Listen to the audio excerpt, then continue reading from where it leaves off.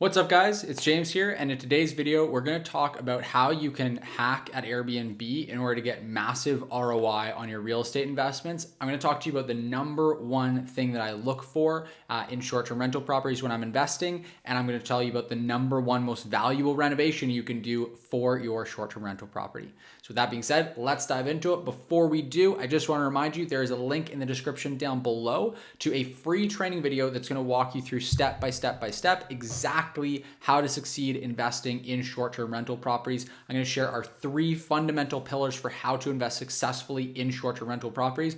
And I'm going to give you completely free access to my own analysis spreadsheet that I actually use for analyzing every single deal. It's a great spreadsheet. We've used it in other videos and demoed in other videos. And it's basically going to allow you to really analyze properties effectively and figure out which ones are the best buy. And it's exactly what's going to allow you to implement the strategy that I am talking about in this video. So let's jump into it. Now, the number one hack that I have found that is just insane for investing in short-term rental properties is figuring out where you have the big jump, what I call it, the big jump. And it happens at different points in different markets, depending on what market you're investing in. But in pretty well every market I've come across, there is a big jump. And I'm going to explain exactly what that means.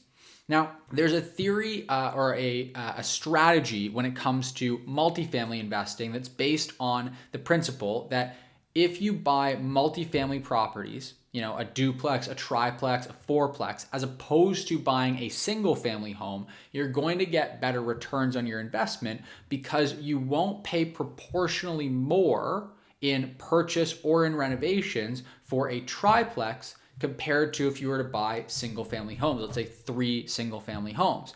Now, the reason for this is pretty simple. Number one, you don't need to buy 3 different plots of land. It's just one. Number two, you don't have to buy 3 different structures. So you're not buying 3 different roofs. You're not buying 3 different HVAC units. You're not buying 3 different everything, right? You're just buying one, but it just happens to have 3 different units that it's being leveraged on. And then the last one is that you, again, then don't have to maintain 3 different roofs, 3 different HVAC units, everything else. So you can get this sort of economies of scale that happens. And this applies to multifamily investing. This is why people tend to invest in larger real estate deals with multiple units as opposed to investing in single family homes.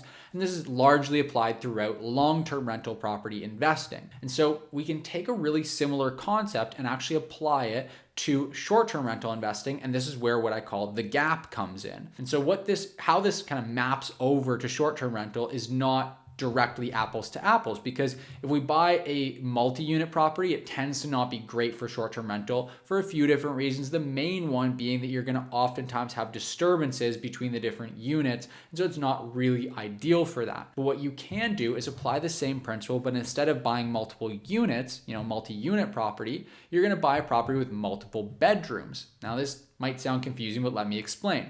If you think about it, a 1-bedroom property, let's say, in any given area. Take the purchase price for that and compare it to the purchase price for a 2-bedroom property. Ask yourself now, do you think that the 2-bedroom property is going to cost twice as much as the 1-bedroom property? In most cases, not at all. Now, if you think about a 4-bedroom property, is it going to cost 4 times as much as the 1-bedroom property or 2 times as much as the 2-bedroom property? Not at all, right? In most cases, you're not going to be paying proportionally more for that additional bedroom. Now, the other thing to take into consideration is that you also, with 4 bedrooms, you don't have any less or more roofs to take care of. You still have 1 roof in either scenario that's going to cost roughly the same amount, assuming that the sizes are relatively similar, even though obviously you're going to have a 4-bedroom property is going to be larger. It's going to have a larger roof, but you're not going to be paying 4 times as much to replace the roof on that in terms of a maintenance perspective, right? So your maintenance costs are, again, not going to be much lower on that 1-bedroom property compared to the 4-bedroom property, not proportionally more, not 4 times lower on the 1-bedroom property. So you're going to be able to buy that 4-bedroom property for less than 4 times as much, and you're also going to be able to maintain it for less than 4 times as much as the 1-bedroom property. Now let's look at income. Are you actually going to be able to generate 4 times as much income on that 4-bedroom property as you would on the 1-bedroom property? And this is where it gets pretty interesting, is that in a lot of cases, the answer there is actually yes.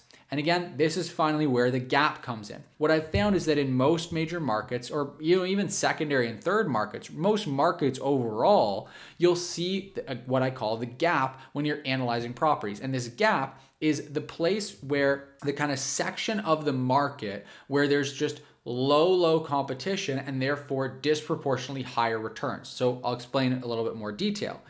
If you analyze the numbers, and we've talked about how to do this in a number of other videos, but if you actually just analyze the numbers on 1 bedroom, 2 bedroom, 3 bedroom, 4 bedroom properties in a given area, you're likely going to find a small incremental increase from, let's say, 1 to 2, another incremental increase from 2 to 3, but somewhere between either 3 and 4 or 4 and 5 or 5 and 6, at some point there's going to be a big gap, a big kind of leap where suddenly you'll see, well, this 3-bedroom property can bring in $50,000, but as soon as we go up to 4 bedrooms, now it can bring in $90,000. What the heck happened there? How is it that we can bring in almost double the amount of income just by adding 1 additional bedroom? And the reason for this is pretty straightforward and simple. The reason you can bring in so much more on that 1 single marginal bedroom, that 1 additional bedroom, is because once you do that, you now are catering to, in this case, 8 guests. If you have a 4-bedroom property, you can safely accommodate 8 guests, maybe even more, multiple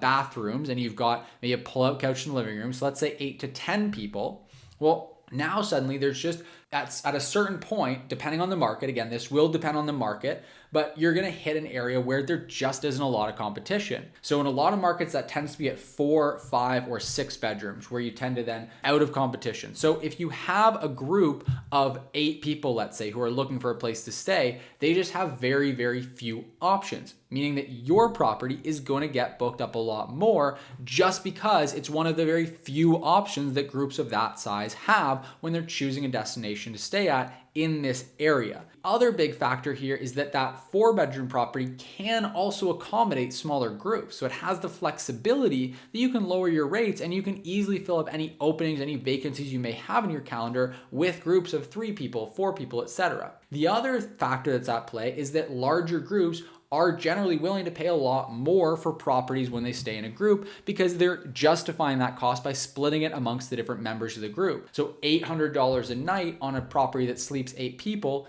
isn't outrageous because it's really $100 a night per person, whereas $800 a night on a 2-bedroom property is a lot more unreasonable. You're just not going to find as many people that are willing to pay that amount. So you generally just end up being able to charge a higher premium, you're able to get your property booked up more, and you're able to cater to a segment of the market that's being underserved. So that means that now suddenly you just have a lot more opportunity and you're going to see that gap. And that gap is not relative, it's not related in any which way to the purchase price of the property. So that's really where you get this disproportional outweighed return here as an investor, is because you're not paying substantially more to get a 4-bedroom as opposed to a 3-bedroom, or a 5-bedroom as opposed to a 4-bedroom, but you are generating substantially more in revenue as a short-term rental property. Now, that's also why the number one biggest hack that I use when renovating properties is to add additional bedrooms and or bathrooms. So if I see a property that's got 3 bathrooms, let's say, but has only 4 bedrooms, I know those three bathrooms will allow me to accommodate anywhere from 12 to 15 people generally. And so I should be adding some bedrooms if I can, some sleeping space for other people, because I've only got these 4 bedrooms. Well, let's go ahead and add another couple of bedrooms if we can. If possible, let's even add more bathrooms so we can accommodate more people, because those are the renovations that are really going to allow you to get a better return as a short-term rental property, because again, it allows you to just accommodate more people, which opens you up to a bigger segment of the market, gives you more flexibility in who you can allow into your property, and then also you can charge a higher nightly rate. So this is really the number one biggest hack that I've found for investing in short-term rental properties. I would encourage you to check out the training down in the description down below so that you can learn how to do this kind of analysis in an area for yourself, and you can actually fact check me on this. Go and run your analysis, and I'd love for you guys to run this type of analysis. Again, if you want to learn how to run the analysis, the link is in the description down below. We'll even give you our analysis spreadsheet so that you can run the analysis properly, and I would encourage you, go and check it out. Make sure that you go and run the analysis like this in your area and tell me, did you find a gap? Did you find this gap in your area that I'm talking about? And where is it? What types of properties in your area are the ones that make the most sense? What size is it? Really excited to hear your comments in the comment section down below. Other than that, again, just make sure you check out that free training that's linked in the description. If you like this video, if you got value from it, if you like this tip, then make sure you give me a like, hit that like button, give me a little thumbs up on the video. It does help me out a lot as I'm growing this channel. So I would really, really appreciate if you would just hit the like button there. And then last but not least, I will ask you to subscribe to the channel, because I know myself, when I'm on YouTube, I oftentimes will watch a person's videos and think I'm subscribed and realize that I'm actually not. I just watch their videos a bunch. So make sure you actually subscribe, because I know I look at my YouTube analytics and I know a lot of you guys that watch these videos each week are not actually subscribed to the channel. So just make sure that you actually check it out. Just hit that subscribe button. I promise it'll be super valuable. We're posting 2 new videos every single week, and my goal is always to deliver as much value as possible. So make sure you hit that subscribe button so you can stay up to date. All that being said, have a great rest of your day, and I'll see you in the next video.